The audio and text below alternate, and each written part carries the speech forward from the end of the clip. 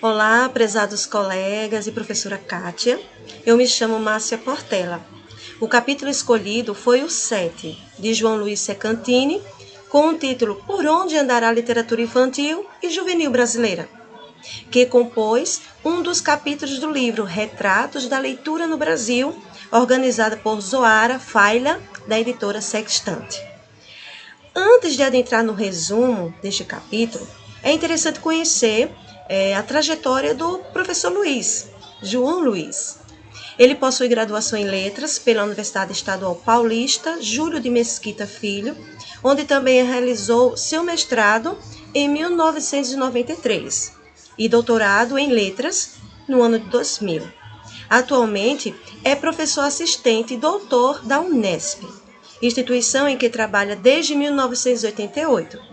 Atua junto com a disciplina de Literatura Brasileira, desenvolvendo pesquisa principalmente nos seguintes temas: literatura infantil e juvenil, leitura, formação de leitores, literatura e ensino, Monteiro Lobato e literatura brasileira contemporânea e de forma geral. É coordenador do grupo de pesquisa Leitura e Literatura na Escola, que congrega professores de diversas universidades do país. Foi coordenador do grupo de trabalho da ANPOL, Leitura e Literatura Infantil e Juvenil. É votante da Fundação Nacional do Livro Infantil e Juvenil. Tem realizado diversos projetos de pesquisa aplicada, voltados à formação de leitores e ao aperfeiçoamento de professores no contexto do ensino fundamental. Nos últimos anos, também tem desenvolvido alguns projetos para a editora Unesp. Essas informações e outras vocês podem encontrar no currículo Lattes do professor João Luiz. Já contextualizando o capítulo a ser resumido por mim, Por onde andará a literatura infantil e juvenil brasileira. Então, já dá para perceber que a linha de pesquisa dele é voltada para a questão da literatura infantil e juvenil. Tal indagação, por onde andará a literatura infantil e juvenil brasileira? Vem trazendo resultados que não são animadoras, mas também não quer dizer que esteja numa situação precária. Que o autor trata, como isto, um fenômeno de menor grandeza. Pois bem, este capítulo é referente a uma pesquisa investigativa no que diz respeito à leitura de literatura, com abrangência ao comportamento do leitor de literatura no Brasil. Ele elenca alguns apontamentos acerca de compreender melhor o universo do leitor brasileiro na perspectiva do papel da literatura, sendo eles: como o leitor se apresenta, que títulos lê, quais são os autores desses livros, quais são as obras de literatura por eles lidas e que integram o seu imaginário.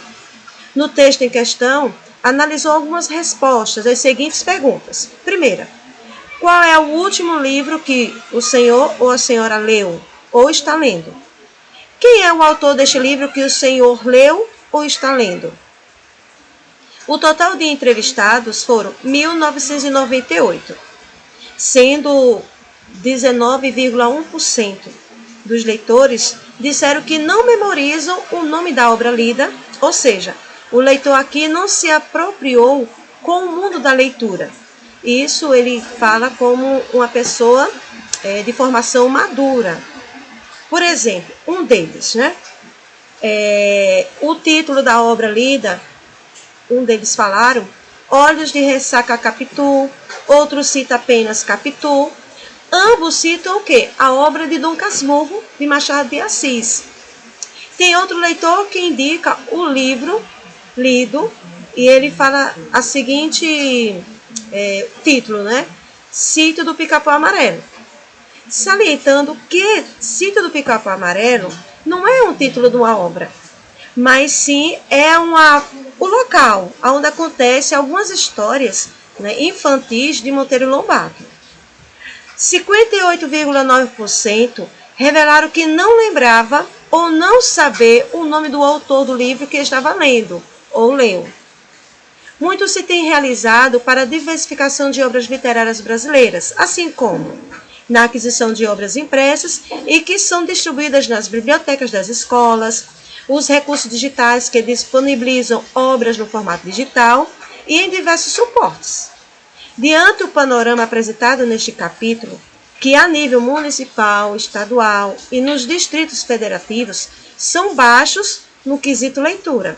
E esses dados são obtidos pelo PISA. Destacando algumas estratégias interessantes a serem intensificadas nas escolas.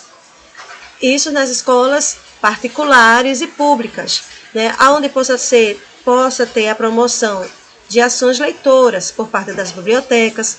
E aí o que é que pode acontecer nas bibliotecas? Atividades e clubes de leitores.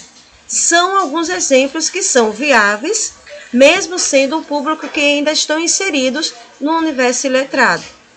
Portanto, no nível nacional e institucional, se faz necessário o envolvimento de diferentes esferas. Que esferas seriam essas? As esferas sociais, políticas, culturais, educacionais e econômicas. Então, todas essas esferas devem comungar, né, numa perspectiva de formadores de leitores, né, leitores que possam abranger especificamente se tratando de literatura infantil e juvenil brasileira. Então, nós temos uma vasta coletâneas, né, de livros literários que podem ser explorados por brasileiros e nesse desenvolver da formação leitora, atentar-se também o título que está sendo lido, não é, qual o autor, dentre outros aspectos, para que possamos estar no patamar de maturidade, que no decorrer do texto vem falando da questão da maturação dos leitores. Portanto, esse foi o resumo que tentei fazer aqui sobre esse capítulo que fala sobre a literatura infantil e juvenil brasileira, né? Por onde anda.